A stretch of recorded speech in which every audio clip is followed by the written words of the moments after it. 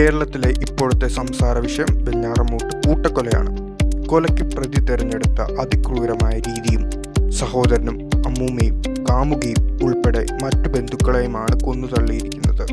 ചുറ്റിക കൊണ്ട് തലക്കടിച്ചാണ് എല്ലാവരെയും കൊലപ്പെടുത്തിയത്. ഒപ്പം 10 മാസം ചുമന്ന നൊന്തുപെറ്റ അമ്മയെയും അതിക്രൂരമായി പരിക്കേൽപ്പിക്കുകയും ചെയ്തു. തിങ്കളാഴ്ച വൈകുന്നേരത്തെ ഫോൺ കോൾ. ഫെബ്രുവരി 24 തിങ്കളാഴ്ച വൈകുന്നേരം 6:40 ജലീലിന്റെ ഫോണിലേക്ക് ഒരു കോൾ എത്തി. എത്രയും പെട്ടെന്ന് 3 ആംബുലൻസുകൾ പരുമല ഭാഗത്തേക്ക് എത്തണം. നാട്ടുകാരായ ചിലരായിരുന്നു വിളിച്ചത്. തൊട്ടുപുറകെ പോലീസിന്റെ വിളിയും എത്തി. ഉടൻ തന്നെ ആംബുലൻസുകൾ പരുമലയിലേക്ക് കുതിച്ചു. 3 ആംബുലൻസ് വേണമെന്ന് പറഞ്ഞയാൾ വലിയ എന്തെങ്കിലും അപകടമാണെന്ന് വിചാരിച്ചത്. 5 മിനിറ്റ് കൊണ്ട് തന്നെ പരുമല ജംഗ്ഷനിലെത്തി. പോകുന്ന വഴിക്ക് ജംഗ്ഷനിലെ അപകടം നടന്നതിൻ്റെ ഒരു ലക്ഷണവും കാണുന്നില്ല. അപ്പോഴേക്കും ആംബുലൻസ് ജംഗ്ഷൻ കയ്യാറായി. ഇതിനിടെ അവിടെ ഉണ്ടായിരുന്ന ചിലർ കൈ കാണിച്ച് ആംബുലൻസ് തിരികെ ആവശ്യപ്പെട്ടു. അവരുടെ നിർദ്ദേശപ്രകാരം ഒരു ഇട റോഡിലേക്ക് കയറി.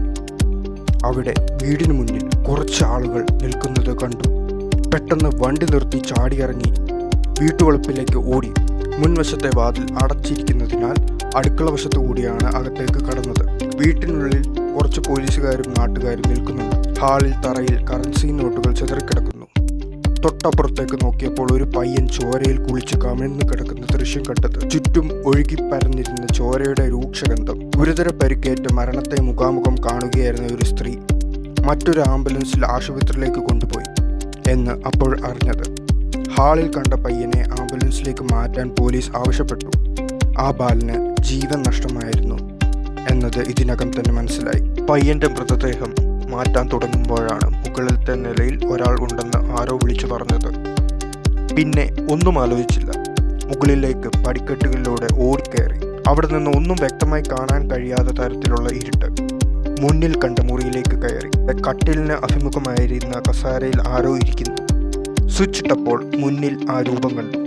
അക്ഷരാർത്ഥത്തിൽ ഞെട്ടിപ്പോയി. ഒരു പെൺകുട്ടി കസാരയിൽ ചരിഞ്ഞിരിക്കുന്നു. ചുറ്റിലും രക്തം ചിതറിക്കിടക്കുന്നു. അവളുടെ മുടിയിലും ശരീരത്തിലും രക്തം താഴേക്ക് നിലത്തിലേക്ക് ഇറ്റിട്ട് വീഴുന്നു. അവൾക്ക് തൊട്ടുപിന്നിൽ ഒരു മേശയിൽ സുന്ദരനായ യുവാവിൻ്റെ ചിത്രവും ഒരു കൂടെയും.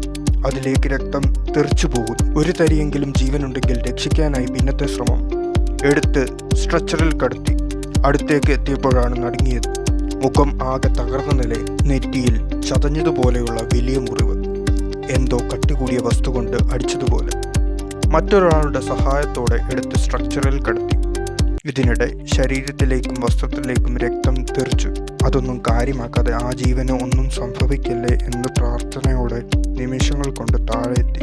ജീവനുള്ളതിൻ്റെ ഒരു ലക്ഷണവും ആ ശരീരത്തിൽ ഉണ്ടായിരുന്നില്ല. പോലീസിന്റെ നിർദ്ദേശപ്രകാരം അടുത്തുള്ള മെഡിക്കൽ കോളേജിലേക്ക് ശരവേഗത്തിൽ പാഞ്ഞു. പ്രതീക്ഷകൾ അസ്തമിച്ചെങ്കിലും ആ ജീവൻ നഷ്ടമാകരുതേ എന്ന് സർവേശ്വരനോട് ഉള്ളുരുകി പ്രാർത്ഥിച്ചുകൊണ്ടായിരുന്നു. പക്ഷേ ആ പ്രതീക്ഷയും അസ്ഥാനത്തായി. ആശുപത്രിയിൽ എത്തും മുമ്പ് തന്നെ ആ കുട്ടിക്ക് ജീവൻ നഷ്ടമായിരുന്നു എന്ന് ഡോക്ടർമാർ അറിയിച്ചു. നിരാശയോടെയാണ് തിരികെ ആംബുലൻസിലേക്ക് കയറുമ്പോഴും ആ വീട്ടിൽ കണ്ടു നടക്കുന്ന ദൃശ്യങ്ങൾ മനസ്സിൽ ഒന്നിനു പുറകെ ഒന്നൊന്നായി വന്നുകൊണ്ടേയിരുന്നു. പിറ്റേന്ന് പത്രത്തിൽ ചിത്രങ്ങൾ കണ്ടപ്പോഴാണ് ആ വീട്ടിൽ മരിച്ചു കിടന്ന പയ്യൻ പലപ്പോഴും വെഞ്ഞാറമൂട് ഹയർ സെക്കൻഡറി സ്കൂളിന് മുന്നിൽ വെച്ച് കണ്ടിട്ടുണ്ട് എന്ന് വ്യക്തമായത്. അതോടെ നൊമ്പരത്തിൻ്റെ ശക്തി കൂടി. ആംബുലൻസ് ഡ്രൈവർ എന്ന നിലയിൽ നീണ്ടകാലത്തെ ജോലിക്കിടയിൽ ഇത്തരമൊരു സംഭവത്തെ അഭിമുഖീകരിച്ചിട്ടില്ല താനെന്നും ഭീകര ദൃശ്യങ്ങൾ കാണേണ്ടി വന്നിട്ടില്ലെന്നും ജലീൽ പറയുന്നു. ഇനി മറ്റൊരാൾക്ക് ഈ ഗതി വരരുതേ എന്ന പ്രാർത്ഥനയിലാണ് ജലീൽ.